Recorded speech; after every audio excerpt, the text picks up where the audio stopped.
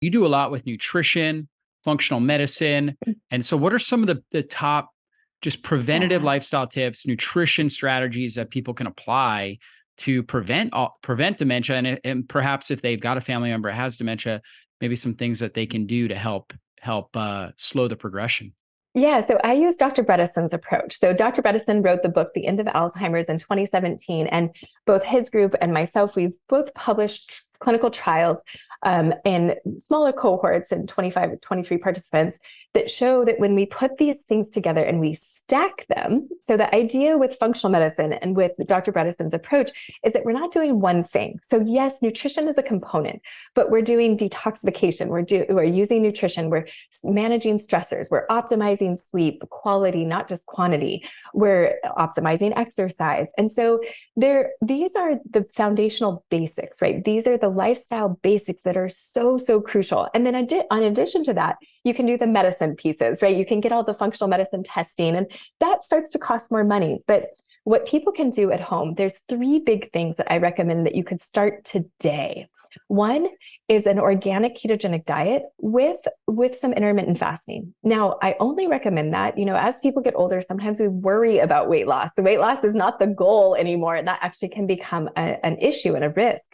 So we want to be cautious about that. And I don't recommend intermittent fasting with an organic ketogenic diet if you are at risk of too much weight loss, a frailty. But if not, if you're looking to optimize cognitive function, if you're younger and maybe you have a family history of dementia and you're looking to prevent it, what I personally do is I get into ketosis for about 6 weeks, 3 to 4 times a year. And the rest of the year, I'm eating a whole, very much a whole foods-based diet. I'm not gorging on a bunch of like Skittles, but I'm eating mostly plants and lots of them in lots of fiber, lots of whole foods. So nothing processed. I don't know if you've read into the book, Ultra Processed People. I've been listening to it lately, and it is just like a great read that has me very inspired to avoid processed food at all costs. So an organic ketogenic diet is pretty foundational. And what we see is that people not only there's detox that happens with this, it's anti-inflammatory, but what we're really looking for is that shift in metabolism. We're looking for that switch that flips from burning glucose, carbohydrates, sugar, glucose, we'll use those interchangeably, burning carbohydrates for fuel to burning fat for fuel as ketones. And that is a much more efficient way to metabolize fuel. You get less reactive oxygen species or the oxidative stress in the brain, so it burns cleaner.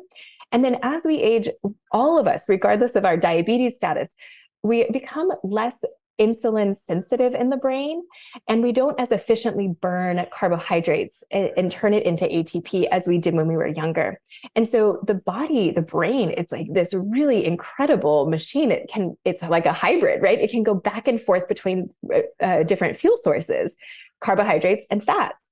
And most of us, because we have access to sugar and carbohydrates 24 hours a day, 7 days a week, we've never been in ketosis. Many, many people, but our hunter-gatherer ancestors did it routinely. And one definition of health can be resilience to stress in the environment. And so that's what our ancestors did, was they were resilient to those stressors in the environment. When there wasn't sugar available, they burned fat. They had an alternative. And when we remind our bodies how to do this, we give it back that metabolic flexibility. We notice that our bodies are basically this hormetic effect. Our bodies are more resilient and stronger. So and that's kind of the theme of the things that I'm going to discuss of these things that we can do. So 1 is the organic ketogenic diet. 2 is exercise. Now, exercise, if we could put this in a pill, there would probably be just no chronic disease. If not, most of it would be gone, eradicated, right? If we could get everybody to exercise regularly. So with cognitive function, the key here is to combine exercise, physical exercise, the way we think of it, with cognitive exercise. We call this dual task exercise, or DUAL. There's a lot of literature that supports this, and we see this in Parkinson's clinics, in traumatic brain injury clinics, where you're combining cognitive and physical exercise to get new neurons firing, new synapses created. We're basically trying to create new connections in the brain. And this happens much more efficiently when we do these 2 things together. Classic example is ballroom dancing, right? You're moving, but you also have to be paying attention to the music, to your partner, to your steps, and you have to remember things. In addition to getting that physical exercise. But even classes like a Zumba class, a yoga class, a Pilates class, where you're cued by the instructor, this can also be a dual task exercise. I had a patient who, with her granddaughter, they would go for walks.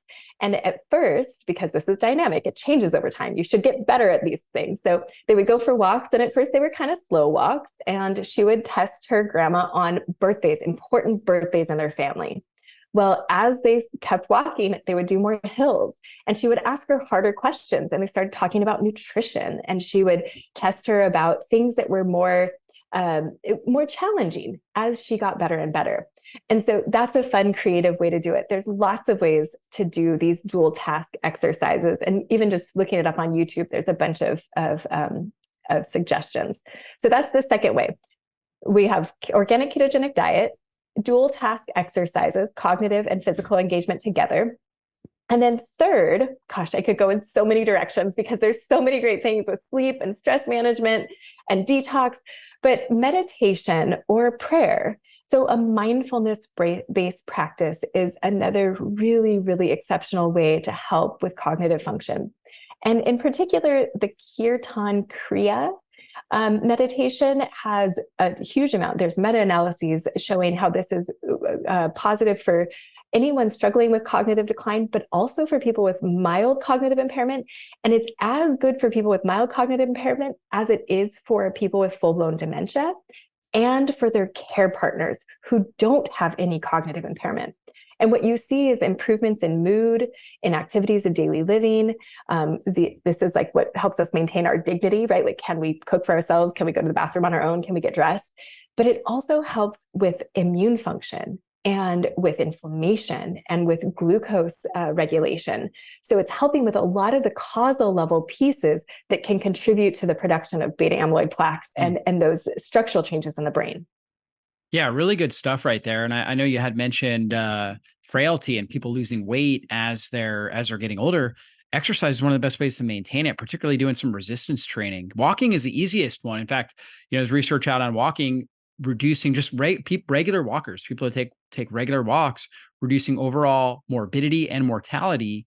And so big factor there. And walking is low-hanging fruit from the perspective that's very simple to do. But if there was one, I would take resistance training because it's going to prevent that sarcopenia. It's going to increase that muscle mass, more of an impact on that insulin sensitivity factor. So if you can do both of those, that's fantastic. And I love that what you talked about there, the dual, I think you call it a dual action, right? Dual task. Yeah. Dual task. Yeah. So you're having to think through things, right? So really forcing memory while you're getting that physical activity in.